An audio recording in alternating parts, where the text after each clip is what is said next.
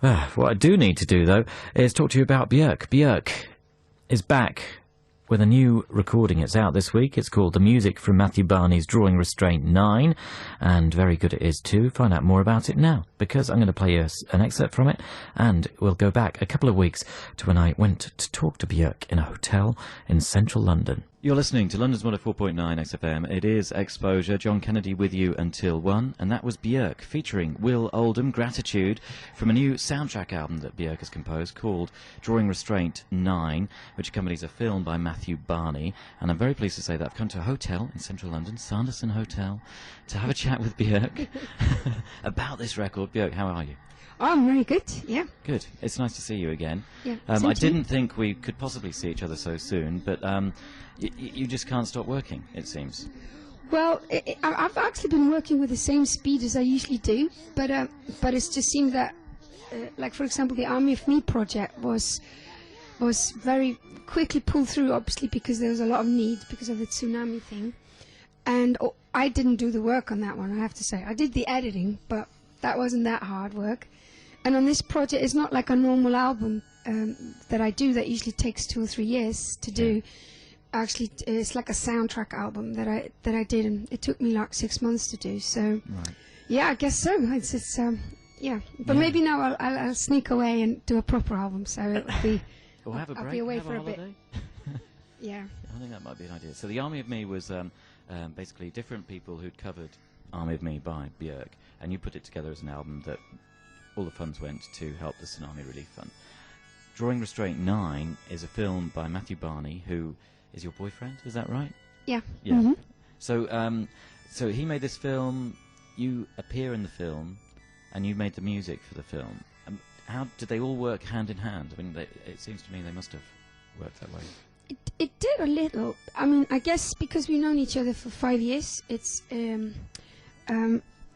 mean, when we first met, we were just like, let's never work together and get on with, being, boyfriend, girlfriend, or whatever. Because I was going to say, the reason I brought it up is because it could be a recipe for disaster. Yeah, so, and then after 4 years or something, we suddenly realized that it would be harder to not work together than to work together, because for the last 5 years we've been doing the same things and eating the same food and watching the same movies and meeting the same people, and it was almost like our sort of things in the back of our heads that collect stuff has sort of been collecting from the same source, So when Matthew was commissioned to do this piece from Japan, so it sort of all fell into place from there, really, because I think he's obviously from the States, and a lot of his work is kind of about, not literally about that, but sort of dealing with that, and I'm probably more of sort of an Icelandic person, and somehow doing a project that was focused in Japan sort of meant that we met on mutual ground. It was sort of no equal, kind of both visitors, basically. And that's what that is literally what we are in the movie. We're Occidental guests. Right. And it's because he stars in it as well. I mean, is stars the right kind of word to use to describe this appearance in a film like this? Well, what Matthew movies are not like your normal movie. It actually is a sculptor, and it's kind of all about sculpture. So there's all these things with Vaseline coagulating and then melting and floating, and sculptures being made, and it's no speaking in the movie. So there's no dialogue, so I actually don't really look at what I do as acting. It's more like I'm appearing. And so it's kind of it's not your average blockbuster. No, but it's 2.5 hours, 2 hours 15 minutes long. And so should it be viewed as an art piece, or how should you be viewing it as a viewer? Yeah, well, it is weird because the art was a bit different too, at least definitely the pop world. But it's that it actually won't be shown in cinemas. It's I think 10 people paid for it, so 10 people will own it, and wow. So it will only be shown in art in the museums where all the sculptures that are in the movie will be shown. And that's going to travel around the world and take, like, I think 1 or 2 years to go to 5 places or something.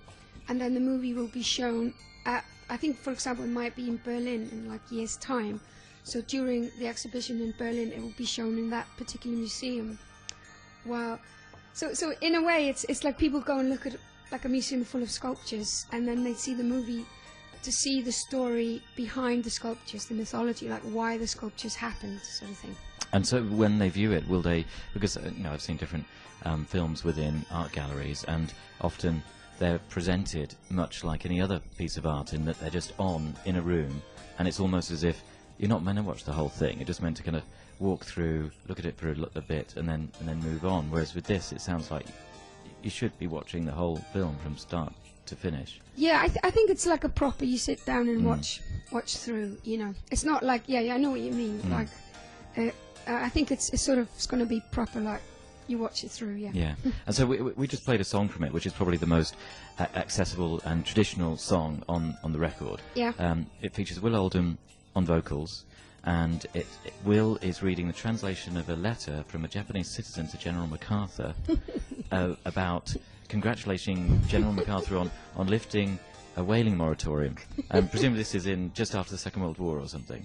Now, can you give some context to this? Yeah, I guess it was excellent to see Will Oldham sing it. It was just the grin on his face when he was singing the million-year-old fossil. It's not like in your average ABBA song. Yeah, yeah. But yeah, basically, when Matthew got a commission from Japan to do a piece, I guess his take on it was to start off that 2.5-hour movie with referring to what happened after Hiroshima and Nagasaki. It's kind of interesting to watch someone like me from Iceland, who don't even have an army, and just the relationship between US and Japan is a very complicated one. And I hope I'm not putting words in Matthew's mouth, but felt like you couldn't even start to do a 2.5-hour piece unless you actually refer somehow to these events. You cannot just pretend they didn't happen somehow. And I guess after the Hiroshima Nagasaki thing, it wasn't only people died and were from radiation or whatever, but everything was just blown up. So there was no places, there was no work, there was no food, there was no nothing. So General MacArthur, who was head of US in that particular area, suggested to the US government that they would lift off the ban of whaling, and then he talked to Japanese people and asked if they would change the huge warships they had made for Pearl Harbor and all that into whaling factories. And they did that, and that's what revived the whale area, you know. And people kind of started eating whale and selling whale and wearing whale and everything until they sort of got somehow back on their feet. Somehow. I mean, obviously never totally. I mean, they're still scarred from what happened. So, what all the Japanese people in the area, or not all of them, but a lot of them, thousands of them at least did, is they started sending General MacArthur little presents and thank you letters. And Will Oldham is singing one of these thank you letters. And actually they weren't translated, they were actually in English. Right, sort of written in sort of yeah. bad English, if you want, but really humble and really grateful for, thank you for lifting off the ban of whaling and saving us, and which obviously peculiar when they sort of bombed them 5 minutes earlier. Yeah. But I don't know, maybe Matthew just thought it was a good example of kind of how quickly sort of Buddhist people are to forgive, and or if it actually is it forgiveness or gratitude, you know. But it's kind of hard. I don't want to be sort of. I'm definitely not an art critic, and don't want to be somebody who's trying to explain Matthew's work. But most of it is never a narrative, and there's never a one story. There's always like 20 layers of things, and then you just have to sort of take it in and make out your own story from it, which is sort of what it's about. And Will Oldham, have you known Will Oldham for a long time, and why did you choose Will to sing that verse? He did. I met him through a mutual friend, Harmony Corinne, like, I don't know, 7 years ago, something like that. And we sort of kept in touch since, and he ended up doing a tour with me in the States 2 years ago, so we would meet a lot then. And we did speak about working together somehow, eventually, and I don't know, I'm weird. As much as I know I've got a reputation for just working with everyone and being very promiscuous, I think majority of my work relationships, that you sort of have a long, many years of sort of getting to know each other before anything happens, and you're not really thinking work, you're just curious about somebody and think they're great in what they do or whatever, and then eventually suddenly you got like something comes up and should we do it together? And so I feel that Will was somebody I already had sort of a musical, some sort of chemistry with or something, and I felt it was important for Matthew. When I was trying to work out what Matthew wanted, I felt that it was important that it was a person from the States that was singing this, because obviously, I mean, not an Icelandic person, it's like got nothing to do with no nuclear guilt. Yeah, nuclear guilt. So there you go. You're listening to Exposure. It's 104.9 XFM. I'm John Kennedy, and with me tonight is Björk to talk about Drawing Restraint 9. We're going to hear another piece of music from it, and then have a more conversation after this. That is Björk, Hunter Vessel, from the soundtrack to a new film called Drawing Restraint 9. I'm sat in a hotel in the West End of London, Sanderson Hotel, if you want to check it out, which Björk is... she rented a room for the afternoon to talk to people like me about the film, I guess. Where was I going? Hunter Vessel was the title of that, and I guess the Hunter Vessel in question is the whaling vessel. And I haven't seen the film yet. I've read about it in the press release to go with the film and the soundtrack. And the impression I get is that the Occidental guests you mentioned earlier, who are yourself and Matthew, become whales at some point during the course of the film. But they go through some pretty heavy times in the meantime. Is that right? Yeah. Well, I'm not sure if we go through heavy times. It's more like we're guests, and like I said before, actually the stars of the show are pieces of sculpture, and we're more like sort of guests, you know. And but there is a scene in the movie where we remove each other's legs, and with a no singing on top of it. So you cut off each other's legs. Yeah, but it's sort of opposed to being kind of violent. It's more sort of poetic, kind of like shamanistic, kind of transformational, magical kind of thing. And then we start growing, instead of the legs, these kind of fetus whale tails that then grow and become whale tails, proper whale tails. And then at the end of the movie, we swim away together to Antarctica. As you do. Right, so it's kind of romantic in a way. Is it meant to be? And it sounds like that. Well, 2 whales swimming off into the sunset. Yeah, I mean, Free Willy. I would like to think so, you know, but Matthew's movies, they got not one narrative, they got like 50, and there's a lot of, sort of depends. You talk to 5 different people who watch it, and they will tell you 5 different stories what it's about. So it's sort of a different approach to storytelling, I would say. And I mean, how do you feel when you've mentioned whaling, and obviously the importance of that decision at the end of the Second World War to kind of let Japan kind of renew itself through whaling and revitalising that industry? I mean, obviously Iceland has a history with whaling, and it's still quite a controversial subject really around the world. What was Matthew trying to address by bringing it up as something to discuss? Well, I think I can say for sure that neither of us are pro or against whaling. I think, I mean, I find it a bit tricky to speak for Matthew. It's like I can't. Yeah, I can only speak for myself. I think overall, I'm obviously not into whaling. You know, it's like you need to sort of protect nature and be respectful and all that stuff. But I still think over the years that it's always dangerous to generalize. You know, like you have countries that hunt like thousands of whales each year, and you got countries that hunt a few, and then you got very extreme examples like the Danish telling the Greenland people not to hunt seals, and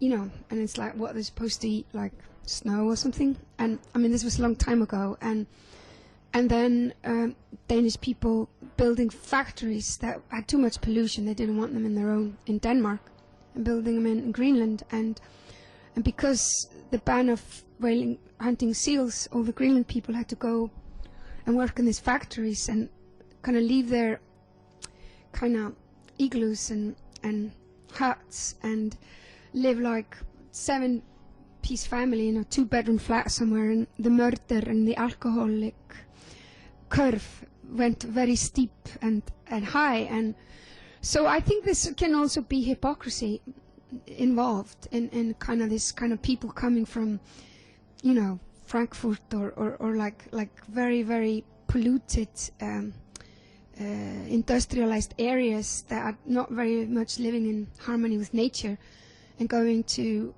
some spots that people maybe are, and then saying we got the right to tell you what to do and we know better, you know. And maybe I would just like to people take each situation and judge from that, not generalize. And so, you know, if I have to take a stand, I'd rather say I'm against whaling than for it. But it would be good if people could take each case for what it is, you know.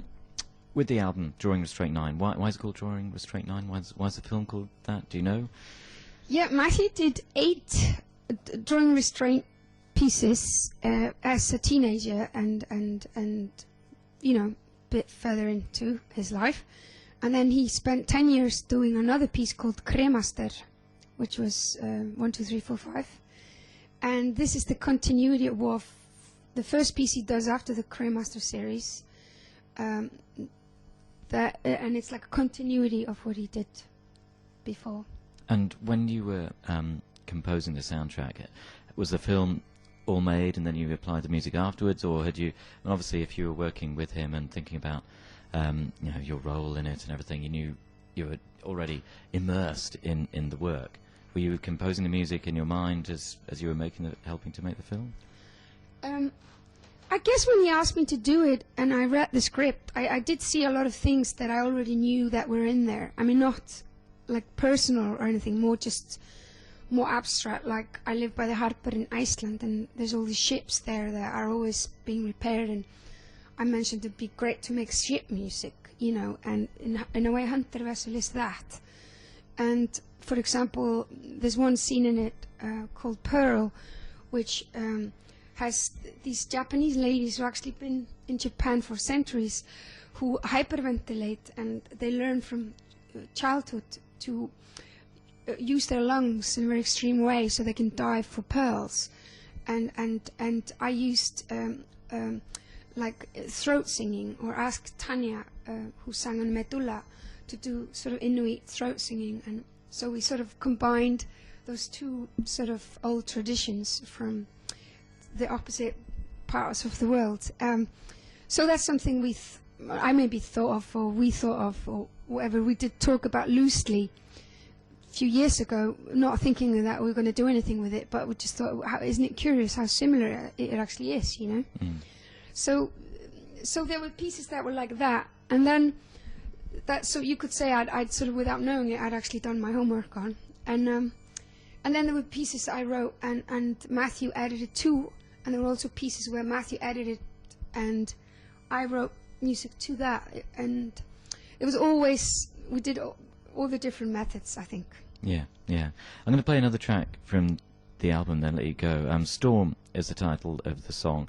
And I've played it on the show before, and Layla works on it. And Layla's been on the show a few times, but a few years ago, and she's been really quiet. And I was really pleased to know that she was working again, in the sense that I got the impression that she was just living in her flat with her mum and dad and brothers, and kind of not going out and not doing anything, because I did this interview with her once, and I had to go to the flat that she lives in, or I don't know whether she still lives there, but it just seemed like she had such a settled life and was so happy in her own little world making music that she might not actually share it with anybody and get involved with, you know, record releases and all that kind of thing. But obviously you're still in contact with her and still working with her.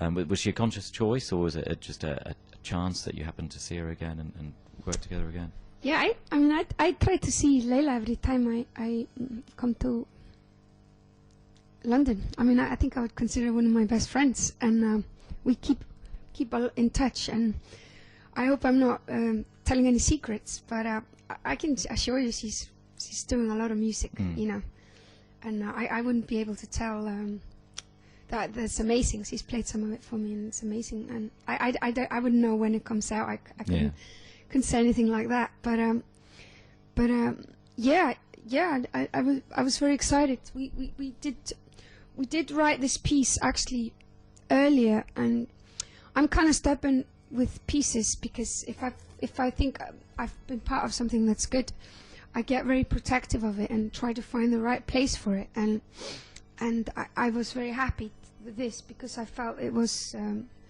I don't know, it sort of makes sense when you watch the whole movie. It's sort of, I think, kind of perfect for it. So I was very excited that it found a home, you know. Yeah. And what's next now for you? I mean, you mentioned earlier on that you're going to start working on a new album. When do you think that might see the light of day? I don't know. I'm kind of lucky, because with the record company I work with, or basically Derek, I've known since we were punks, and I just work at my own speed, and I'm a great believer in things growing organically, and you do other stuff, you know. You have meet your friends and hang out with your family, and you know, tell jokes, and you know, that you don't deny yourself of actually having a life. So I don't know. I'll just have to see. And yeah, another thing I have to say with One Linden and Derek is that I never get deadlines. It's just ready when it's ready. But you keep delivering them work that they didn't even know they were going to be anticipating, such as this album. I guess this was a bit different, because we had a deadline, which is actually, this is very interesting for me, because I haven't had a deadline for centuries. And they had like an opening in Kanazawa Museum that had been planned for 3 years or something, and it's an opening on 1st of July in Japan, showing the movie and all the pieces, the sculptures, you know, the building's full of Matthew sculptures. So there was no way like moving anything back or anything. It's just like, this is it. So it's actually the fastest I've ever worked in my life. I did 2 hours of music in 6 months, and I think I broke a personal record, which is actually good, because I actually found out I can work probably faster than I do. I think maybe you sort of think you need to think about everything a lot, and you put everything on little shelves, and maybe you don't have to. Maybe you should just it's about time to become a punk again, and just do. And how does Matthew feel about the soundtrack coming out? As you know, because in a way it's taking the visuals away from the music, and it will be considered in a different way from how the piece would have been conceived and finished. I think Matthew felt good about the soundtrack coming out. I think the problematic thing was maybe more how different the worlds we work in are, like the pop world and the art world, because I know for sure, I actually know that this album is already on the web. I shouldn't be saying this, but I know it is, and so people will go at the premiere on 1st of July, and probably somebody will record it, and it will be on the web. So I have to synchronize the release, and I have to, if I like it or not, you know, if I respect this music and all the work I put into it, I gotta kind of release it like now, all over the world. Whereas it's different with Matthew, that it's like a whole year till the show is going to be in Europe. So that was a bit odd, but I think there's a lot of reasons why probably I'm in the pop business world, because I actually like the idea you just do something and you release it and that's it. You can move on to the next thing, and to be doing something for a long time, you know, is seems weird to me when your head is in like a totally different headspace, you know. Yeah. So I'm actually pleased that I'm just kind of releasing this now, and then I can move on, you know. Yeah. So in a way, I mean, you've finished your bit now. Matthew has to go touring, touring this work. Yeah, right. In a sense, it's been great to see you again, Björk. Thanks a lot for talking to me, and maybe we'll talk again the next time. Okay. Thanks. Björk with Layla. If anybody also associated with Layla is listening, get her to get in touch. I'd love to hear the new stuff she's working on. This is Storm, though. Björk from the new album, the music from Matthew Barney's Drawing Restraint 9, and just before that I was talking to Björk in a place called the Sanderson Hotel, which is in central London, just off Oxford Street actually, and it's quite an extraordinary building. From the outside it looks like an office block, and inside it's ridiculously kitsch and over the top, very camp and kind of amazing. If you go in the lifts to go upstairs to the rooms, it's like entering a planetarium, and the lift is really, really dark, and all the walls of the lift are kind of covered with stars, and the ceiling is as well, and it's kind of like you're going up into space, but it's really, really cool. I recommend it. Just pop in, have a little room. They've got a purple pool room, which looks like something Prince would have designed. Very worth checking out. That's the Sanderson Hotel, and that album, the new Björk album, is out now on One Little Indian Records. We've got just enough time for a couple more tracks after this. XFM. All the Björk fans out there who've been texting and emailing, I'm sorry, it was a pre-recorded interview done in a hotel, but that's the way it works sometimes. And the album is out now, as I was saying.